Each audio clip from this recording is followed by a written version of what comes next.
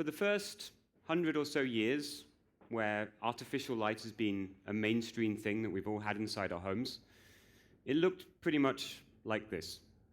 Lighting was either on or it was off.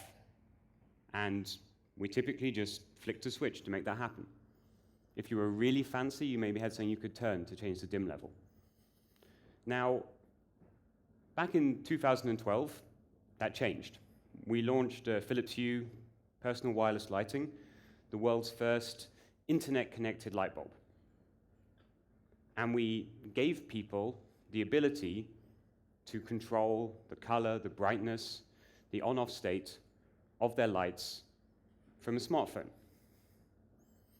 What we did is we unlocked the capabilities of lighting that people had never had access to before. And in doing that, we're trying to transform people's perception of lighting and what it can do. Suddenly, lighting was an alternative to decorating your house. By choosing colors from your favorite holiday snapshot, you could paint the walls with light. You could not only do this once a year, you could do this every day to fit different moments and times inside our increasingly crowded homes. We could suddenly have your lighting be an alternative to a guard dog by having the lights switch on and off automatically when we're on our holiday and turn on automatically to greet us as we come home. We could even have our lights be an alternative to our morning cup of coffee by tapping into the biological relationship that our bodies have with light and the hormones they produce under different kinds of light. In short, what we were trying to do with this product is not to let people control their homes with their smartphone, but to experience light in a different way and be able to have access to all of the extra value that it could bring to them. People thought it was awesome. And people around the world are experiencing light in this totally different way. But some of them, it's just another thing to control. After all, shouldn't interacting with our smart homes be easier? So, what we did is we tried to make it easier. And actually, we went back to where we started. People actually liked the daily convenience of flicking a switch to be able to control their lights.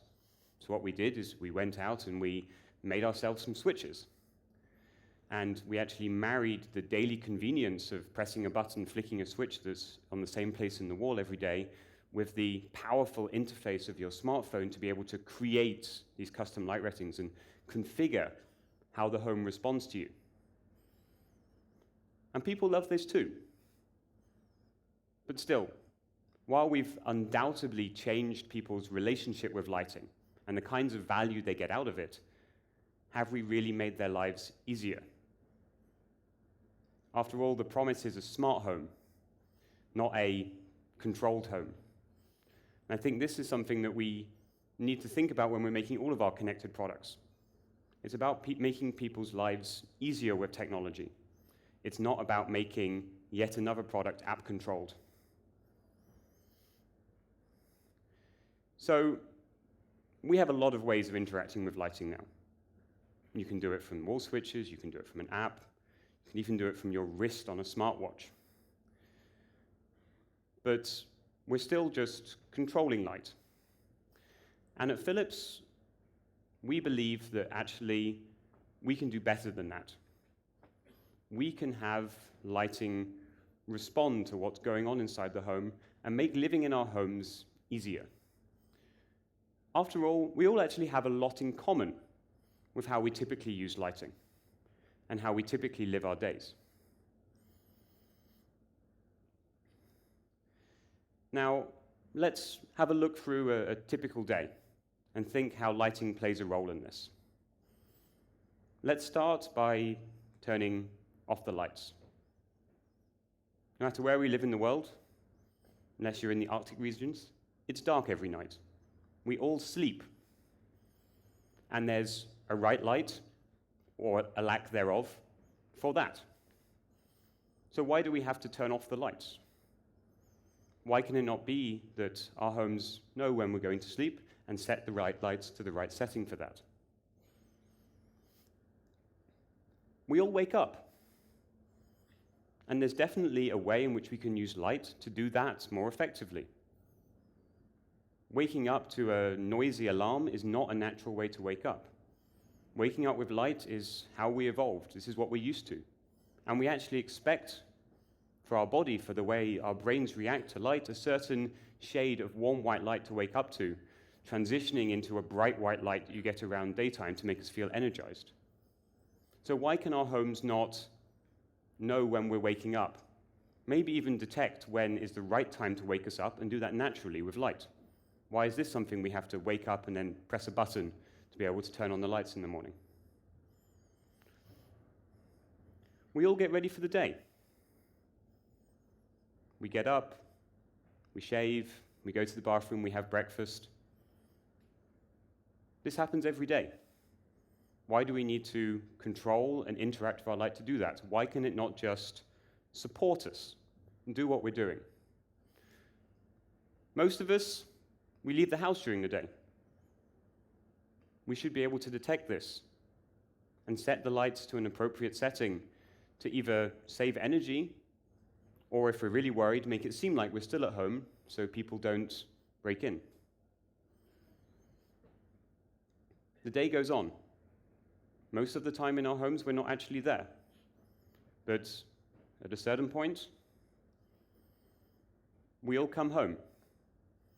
And most of us, when we come home, we've had a tiring, hard day at work. And what we want to do is we want to relax. Or maybe we actually still have a lot to do and we need to keep the energy going.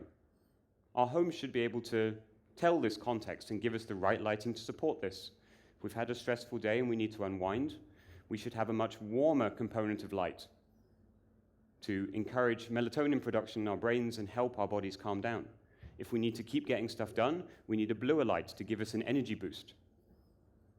Why does this need to be something that we control? And finally, the best part of the day. The kids are in bed. You have time to yourself to enjoy those special moments which are increasingly short and fleeting. Why can our light not help us do that better? So, what we actually think is that this day, we can do that in a much more natural way than what's happening today. Today, all of this is possible, but it involves knowing what the right kind of light is at the right times of day, and a lot of manual interaction and configuring to set up schedules or to set up rules to make your home react in a specific way. Now, what we want to do with Philips Hue is we want to make it smarter. And actually, this isn't about making your home touch-free, interaction-free. We may be predictable, but we are also unpredictable. Not every day is the same. And one of the particular things about lighting is that we're extremely sensitive to things not happening at the right time.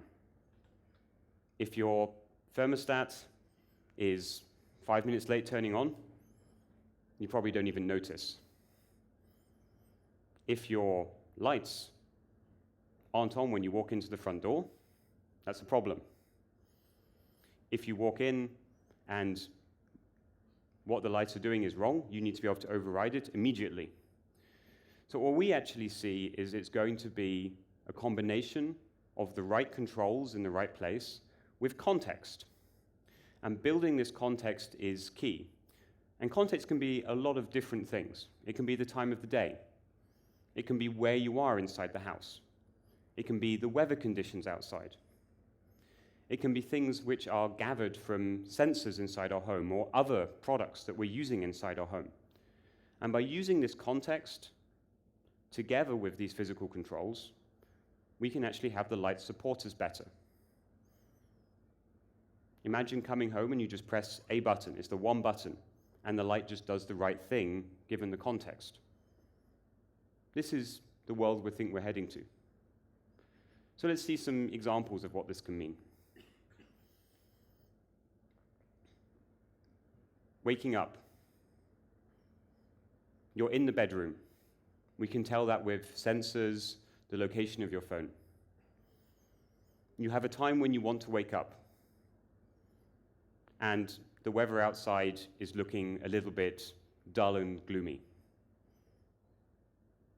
This is all the context that we need and the trigger of time to be able to have the lights wake us up naturally with a bright white light setting to give us the energy boost that we're going to miss because you're not getting direct sunlight during the day.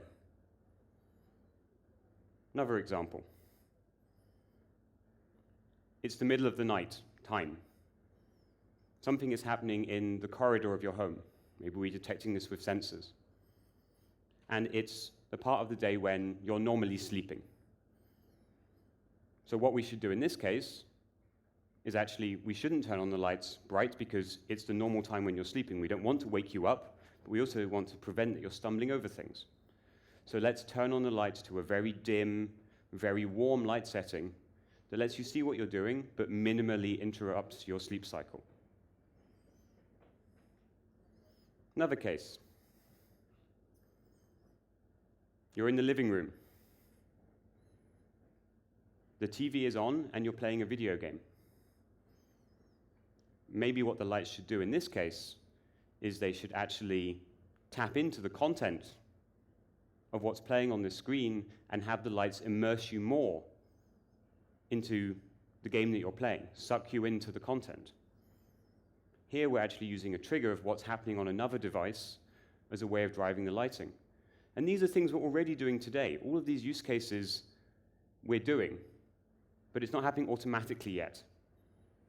And so what we need to make that happen is more of this context. This is what we mean by making the home easier, making the home smart. The light should know the right thing based on what's happening in your home. Because by doing that, we can make those few precious moments more special and last longer, because we're not spending our lives controlling our home, which was meant to be smart. Thank you.